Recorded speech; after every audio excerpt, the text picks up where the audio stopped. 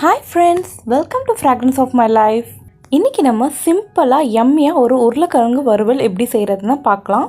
இதுக்கு தேவையான இன்கிரிடியன்ட்ஸ் வேக வச்ச உருளைக்கிழங்கு ஒரு 3, மிளகாய் தூள், சாம்பார் தூள், மஞ்சள் பொடி, சீரகத்தூள், உப்பு, தாளிக்கிறதுக்கு கடுகு, சீரகம், கறிவேப்பிலை.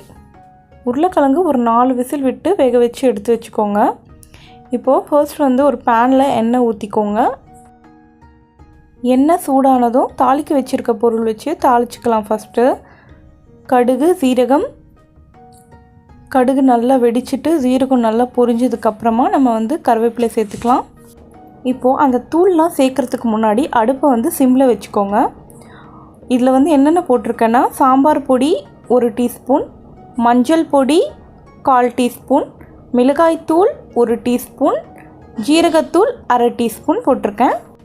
இது எல்லாத்தையும் நல்லா எண்ணெயில் கலந்ததுக்கப்புறமா வேக வச்சு உருளைக்கிழங்கு போட்டு அந்த மசாலாவில் நல்லா அடுப்பை சிம்மில் வைக்கலைன்னா இந்த தூள்லாம் போடும்போது கருகிடும். அதனால் நம்ம அடுப்பை சிம்மில் வச்சுக்கணும்.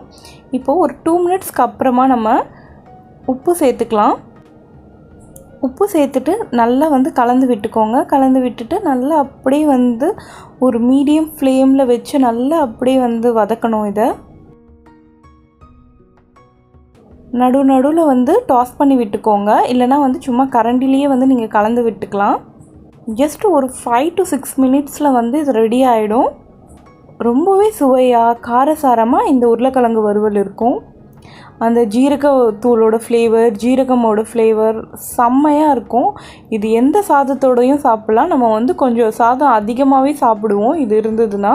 உப்பு போட்டதுக்கப்புறமா ஒரு 3 மினிட்ஸில் இது ரெடி ஆகிடும். இப்போ நம்ம சர்வ் பண்ணிடலாம். உங்களுக்கு இந்த ரெசிபி பிடிச்சிருந்தா மறக்காமல் லைக் பண்ணுங்கள். என்னோடய அப்கமிங் வீடியோஸ்லாம் பார்க்குறதுக்கு என்னோடய சேனலை சப்ஸ்கிரைப் பண்ணுங்கள். தேங்க்யூ.